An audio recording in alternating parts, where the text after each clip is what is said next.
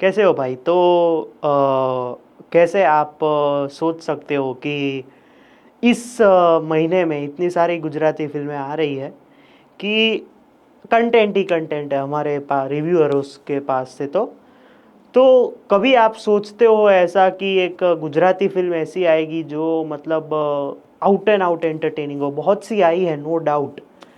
ऐसी मैं एक आज फिल्म देख के आया हूँ जिसका नाम है अजब रातनी गजब बात। और भगवान की मेरे ऊपर ऑलरेडी ऐसी कृपा थी कि मैं सारे स्टारकास्ट को ऑलरेडी फॉलो कर रहा था जो मेन थे। तो उनकी वजह से मैं उनका थैंक यू इसलिए कहना चाहूँगा क्योंकि मैंने आधी फिल्म उसमें ही देख ली, स्टोरीज़ में, प्रीमियर के थ्रू। और प्रीमियर के रिव्यूज़ अच्छे आते हैं और इसमें कोई दोहराई नहीं है कि हमेशा अच्छे ही आते रहे हैं, तो उसकी बात अलग है। लेकिन अगर हम बात करें फिल्म की तो देखो, पहले आउटलाइन दे देता हूँ स्टोरी की। तो जो कार्तिक का कैरेक्टर है वो एक इंस्टाग्राम इन्फ्लुएंसर स्लैश यूट्यूबर है जो लड़कियों पे लॉयल्टी टेस्ट करता है, जिससे पता चलता है कि वो उस अपने बॉयफ्रेंड के लिए लॉयल है या नहीं। लेकिन उसके लिए वो बॉयफ्रेंड को पकड़ता है और वो चीज़ें चल रही होती है लाइव, ठीक है। और उसकी वजह से उनको जो महिला समाज है, जो कि लड़कियों का समाज है, उस तरफ से उसको बहुत सारी हेट मिलती है। और उसी दिन एक दिन उसके जो एक तीसरा मित्र है, हर आरजे हर्ष का जो कैरेक्टर है, वो एक लड़की से प्यार कर रहा होता है लेकिन उसकी शादी होने वाली होती है। तो ये उसको और तन्मय का जो कैरेक्टर है, जो कि दीप का कैरेक्टर है, उसको कहता है कि मैं तो नहीं जा पाऊंगा, तुम लोग उसे उठा के लेके आओ मेरे पास। वो क्यों नहीं जा पाता उसके लिए आपको फिल्म देखनी पड़ेगी। ये दोनों जाते हैं, वहाँ पे एक पहला ट्विस्ट आता है कि ये लोग गलत लड़की को उठा के लाए हैं, जो कि है प्रणाली या फिर कहे तो आरोही है। इसके बाद अभी क्या होगा आगे फिल्म में वो आप देखेंगे तब आपको पता चलेगा। तो मैं इस फिल्म को अगर एक लाइन में रिव्यू करूँ तो एंटरटेनिंग।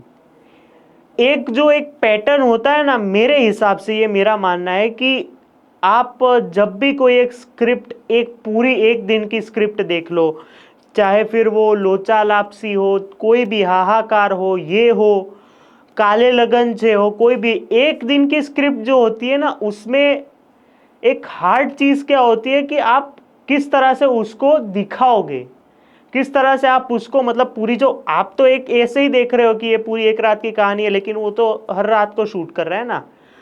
तो उसका एक प्रोग्रेस एक अलग तरीके का होता है कि आप किस तरह से दिखाओगे आप, क्योंकि उसमें एक क्या बोलते हैं, कंटिन्यूटी कैसे बनानी है, एक रात में क्या क्या चीज़ें हो सकती है वो कैसे दिखाना, वो एक अपने आप में एक चैलेंज होता है। इस फिल्म में उस काम को एकदम मस्के की तरह दिखाया गया है, मैं सही बोलूँ तो। क्योंकि आप कहीं कितनी भी रोड ट्रिप फिल्म्स देख लो अभी तक की, लोचा लापसी को छोड़ के, हमें ऐसा लगता है कि ये सिचुएशन खड़ी की गई है, ये अचानक से हुआ है। इसमें आपको कहीं पे ऐसा नहीं लगता है कि आप ऐसी एक सिचुएशन बन चुकी है, अब ये लोग क्या करेंगे। इसमें हमें सिचुएशन पहले से बताई गई है, जो कि डायरेक्टर्स का एक स्मार्ट प्ले है कि आप पहले से ये सिचुएशन समझ लो, अभी इसके ऊपर पूरी फिल्म चलेगी। और बिल्डर बॉयज जो एक फिल्म आई थी उसका जो कैसा था कि फर्स्ट हाफ कहाँ निकल जाता है आपको पता ही नहीं चलता, सेम इस फिल्म का है। फर्स्ट हाफ इतना कॉमेडी, इमोशंस और जिस तरह के पॉइंट ऑफ व्यूज जो हैं सारे तीनों कैरेक्टर्स के, वो समझाने में इतना फास्ट निकल जाता है कि आपको पता ही नहीं चलता। सेम सेकेंड हाफ में गाड़ी अगर हम बोले तो थोड़ी क्या बोलते हैं, 60 की स्पीड से 40 की स्पीड में आती है, अपना टाइम लेती है कि हमें अब सारी चीज़ें फिक्स करनी है तो हम कैसे करेंगे। उसमें भी उस तरीके से एंटरटेनमेंट मिलता है, लेकिन सेकेंड हाफ में इमोशंस पे ज़्यादा भार दिया गया है इन वर्ड टू कॉमेडी। कोई बात नहीं, लेकिन ओवरऑल फिल्म एंटरटेनिंग है।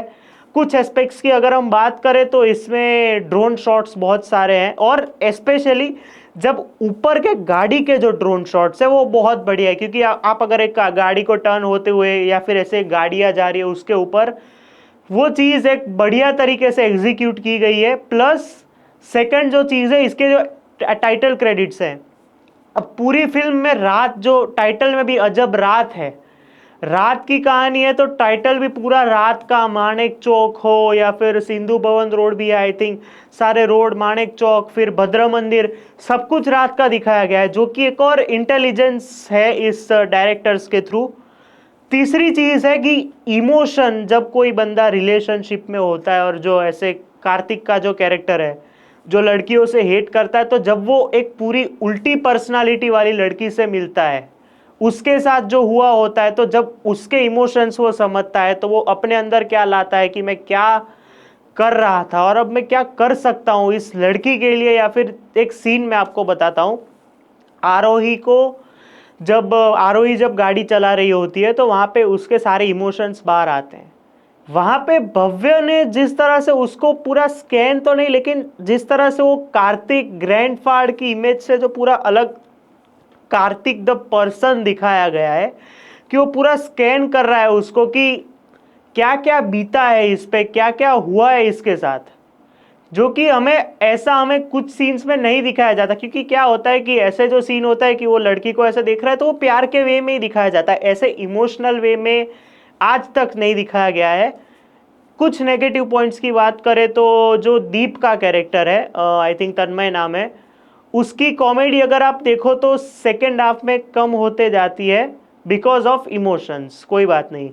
दूसरी एक चीज है कि इसमें स्लो मोशंस का जो पॉइंट ऑफ व्यू या फिर स्लो मोशंस दिखाए गए हैं, वो मुझे कहीं कहीं पे ऐसा लगता है कि खूंच रहा था कि यार ये क्यों है, इतना ज़्यादा क्यों है, उसकी इतनी ज़्यादा ज़रूरत नहीं थी। तीसरी एक चीज़, ये पॉजिटिव में हम बात करें, रौनक कामदार का एक कैमियो है, क्या है क्यों है वो मैं बताऊंगा नहीं। इसमें हमें मैसेजेस तो मिलती हैं, ज्ञान भी मिलता है, लेकिन रिलेशनशिप में जब आप आते हो तो आपको क्या क्या फेस करना पड़ता है, क्या क्या कर सकते हो आप पार्टनर के लिए, फिर आपके साथ क्या होता है, उसके ऊपर से आप एक रिलेशनशिप का एक पॉइंट ऑफ व्यू होता है कि अगर आप शुरू कर रहे हो तो उसका कंक्लूजन भी होना चाहिए। सेम इसमें भी हमें दिखाया जाता है कि एक रिलेशनशिप कैसे कंक्लूड की जा सकती है, फिर वो लड़का हो या फिर लड़की का पॉइंट ऑफ व्यू हो, सब कुछ स्वीट है। और किल्लोल सर को तो मैंने इंटरव्यू में ही बोला था कि वो एक पूरी स्लाइस ऑफ लाइफ फिल्म थी जहाँ पे आप हंसोगे, रोओगे, आप रिलेट करोगे। इसमें भी सेम है, आप रिलेट तो अभी नहीं कर पाएंगे मेरे जैसे लोग, शादी की बात है तो आप हंसते हो। आप जो इमोशनल सीन्स है या फिर जहाँ पे मम्मी पापा का जो एंगल है आरोही का, वहाँ पे जब आप उसमें रिलेट कर पाते हो कि क्या क्या हो सकता है तेरी लाइफ में, ऐसा हो सकता है, उस पर आप रिलेट कर सकते हो। या फिर जो पूरा जो कार्तिक का कैरेक्टर चेंज होता है कि ऐसे लोग भी होते हैं आज के टाइम में जो ऐसे ही लड़कियों को कि लड़कियां तो चीटर ही होती है, वैसी उसका ठाट कैसे पूरा चेंज होता है एक लड़की के रिलेटेड। या फिर दोस्ती की बात है, दोस्ती में जब तन्मय की गर्लफ्रेंड उसके साथ जो एक पूरा टायर पंचर वाला सीन है, तन्मय के साथ जो जो हुआ उसके बाद जो आरोही करती है, उसके बाद तन्मय और कार्तिक का जो कैरेक्टर है, जिस तरह से उसमें दोस्ती को दिखाया गया है कि एक लड़की के आने की वजह से तू ऐसा कर रहा है, ऐसा कर रहा है, फिर जब वो समझता है तो सब कुछ एकदम परफेक्ट तरीके से समझाया गया है। वो जो होता है ना कि एक सीन का एक्सप्लेनेशन चौथे सीन में, दूसरे का पांचवें में, तो इसमें एक भी सीन मैं बोल रहा हूं कि एक भी सीन 5 से 8 मिनट के ऊपर नहीं होगा, जैसा इंटरव्यू में था। फिल्म 2 घंटे की ही है, एक भी सीन 5 से 8 मिनट के ऊपर नहीं है, और गाने परफेक्टली प्लेस किए गए हैं। और भव्य का कैरेक्टर की मैं बात करूं तो जिस तरह से वो जो होता है ना कनिंग, या फिर जिस तरह से वो शरारती है, लेकिन उसमें से जब चेंज ऑफ आर्ट होता है तो आप भी फील करते हो उसके लिए। परफॉर्मेंसेस की बात करते हैं तो देखो, पहले रौनक की बात करते हैं। रौनक कामदार का एक स्वीट रोल है, सरप्राइजिंग काम नहीं है, मैं ऐसा नहीं बोल सकता हूँ, स्वीट रोल है, अच्छे से उसने हैंडल किया है अपने रोल को और उसका काम अच्छा है। चेतन दैया का ऐसा है कि जो एक कैरेक्टर चाहिए होता है, एक कैरेक्टर होना चाहिए कि जिससे एक स्टोरी पूरी आगे बढ़े, उनका वो काम है। जयेश मोरे सर की तो मैं क्या ही बात करूं यार, मतलब जमकुड़ी में भी आप देख लो, वो बंदा मतलब कुछ भी करे, वो ऐसे बैठा भी होगा ना तो मैं देखने को I will by the ticket for that movie. और जयेश मोरे को पुलिस में देखने में एक मज़ा भी है, अब वो हो चुका है, स्टीरियोटाइप हो चुके हैं, लेकिन मज़ा आता है इसमें। उनको बहुत अच्छी कॉमिक लाइन्स मिली है।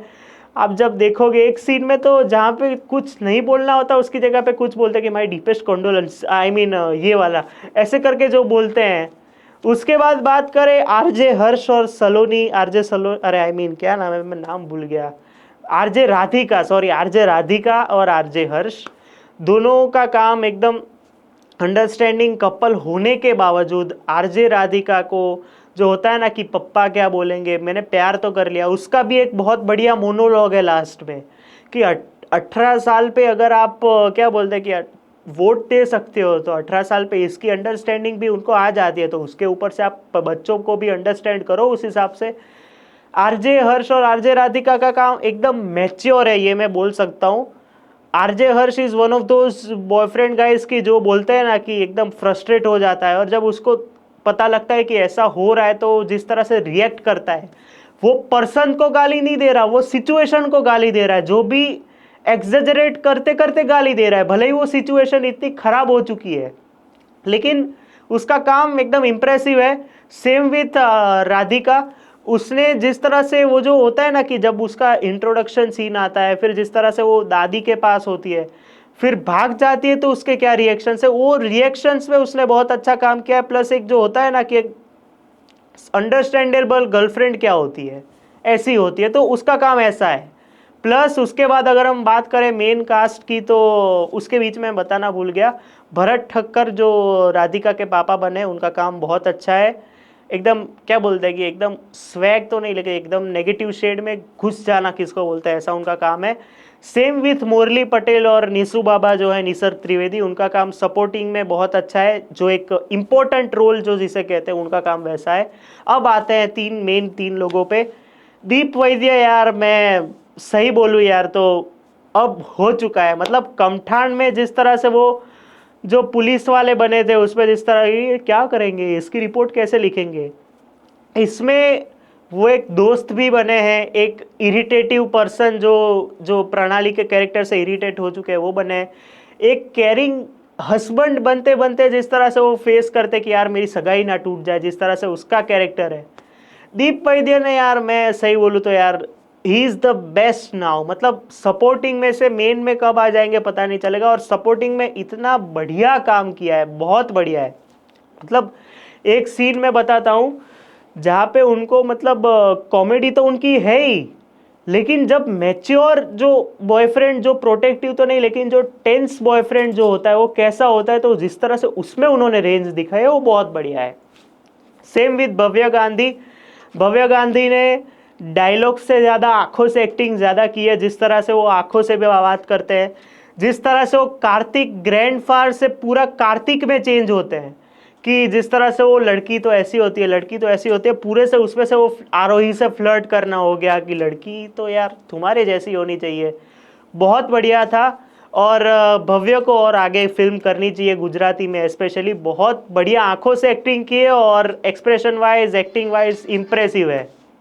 एंड ऑल्सो आरोही, जिनका आज बर्थडे है, first of all happy birthday to you ma'am. और मैं क्या ही बोलूँ, एक जो होता है ना कि वो गीत का कैरेक्टर कैसा है जब वी मेट में, कि धीरे धीरे सब, जब उसको लवर के पास तो जाना है, लेकिन जब शॉक लगता है तो जिस तरह से वो इमोशंस बाहर आते हैं, और आप ऑलरेडी दो अनजान लोगों के साथ ट्रैवल कर रहे हो, तो सारी स्टोरी आप बता तो सकते हो, लेकिन इमोशंस उनके सामने कैसे बाहर लाऊं, क्योंकि मैंने अभी तक अपना फनी साइड ही दिखाया है। एकदम जो बोलते हैं ना शो स्टील कर लिया, तो वो आरोही का कैरेक्टर है।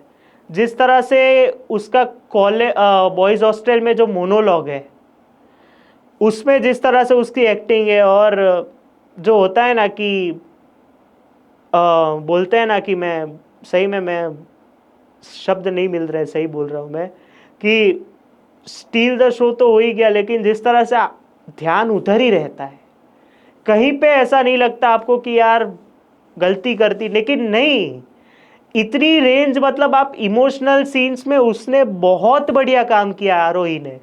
प्लस कॉमिक टाइमिंग उसकी है ही अच्छी, हमने लवनी बवाई और ओम मंगलम सिंगलम में देखी है, मोंटू नी बिट्टू में भी देखी है, इसमें उसको फुल फ्लेजेड बहुत बढ़िया काम किया है। प्लस जब भी इमोशनल सीन्स आती है, she is the boss obviously, no doubt. जब उसको बॉयफ्रेंड को टैकल करने जाना होता है, या फिर जब भव्य के साथ बात कर रही होती है, और जिस तरह से उनकी दोनों की केमिस्ट्री है, अंडरस्टैंडिंग हो चुकी है, फिर भी एक दूसरे को वो टॉन्ट मार रहे हैं, कर रहे हैं, लेकिन इमोशनल सीन्स में तो आरोही ने सबसे बेस्ट काम किया है। इस फिल्म में आरोही का, मैं मेरी हिसाब से आरोही का सबसे बेस्ट वर्क था कि कॉमेडी से ज़्यादा इमोशंस में भी जिस तरह से उसकी पकड़ है सबसे बढ़िया लगी है। डायरेक्शन वाइज प्रेम भाई और किल्लोल सर ने तो यार, किल्लोल सर की तो दूसरी फिल्म है। प्रेम भाई का डेब्यू एज एन डायरेक्टर बहुत अच्छा था, इन्होंने डायलॉग्स अच्छे लिखे। वॉट जो बोलते हैं ना कि फीमेल्स या फिर जो हम लड़कियों को जिस तरह से हम बोलते हैं कि यार लड़कियां तो ऐसी होती है ऐसी होती है, उनकी साइड जिस तरह से दिखाई गई है वो एक अंडरस्टैंडेबल है। जिस तरह से वो हॉस्टल वाला सीन का मोनोलॉग है वो सबसे बढ़िया सीन है इस फिल्म का इमोशंस वाइज, जिसमें आरोही की पूरी रेंज दिखी है। किल्लोल सर ने तो यार मतलब इनसे एक्सपेक्टेशंस बढ़ती जा रही है। मैं उनको आज मैसेज भी करूंगा कि सर अभी तीसरी फिल्म आप ला ही दो। अब बहुत ही बढ़िया फिल्म है यार, मैं क्या गलत निकालूं। एक गलत पॉइंट में निकाल सकता हूं कि ये फिल्म को देख के जो विमेन साइड की दिखाई उसमें लव रंजन बोलेंगे कि यार मैं तो यार अब नहीं, मैं नहीं सहूंगा भाई, मैं लड़कों की साइड जल्दी दिखाओ वरना मैं कुछ बोल दूंगा। फिर एक नेगेटिव पॉइंट मेरे को याद आ रहा है कि कार्तिक का जो कैरेक्टर है, वैसे तो दोनों के, कार्तिक और दीप के पेरेंट्स नहीं दिखाए इस फिल्म में या फिर उनका कुछ बैकग्राउंड नहीं दिखाया, अगर वो दिखाते थे तो ठीक था। बाकी अजब रातनी गजब बात, अगर ऐसी फिल्में कॉमेडी और इमोशनल और मैसेज के साथ बनती है तो कोई प्रॉब्लम नहीं है। मैं हंसता खेलता एंजॉय कर गया हूँ पूरी फिल्म को। और रिलेटेबल है कहीं कहीं पे कि लड़की से फ्लर्ट कैसे करते हैं, जिस तरह से वो चीज़ी फ्लर्ट या फिर बोगस फ्लर्ट कैसे होता है, कॉमिक टाइमिंग कैसी होती है, सब बढ़िया है। और आपने अगर ये फिल्म देखी है तो आपको कैसी लगी कमेंट्स में बताओ मुझे। और मुझे तो पर्सनली मज़ा आया। मिलते हैं अगले वीडियो में, तब तक के लिए बाय।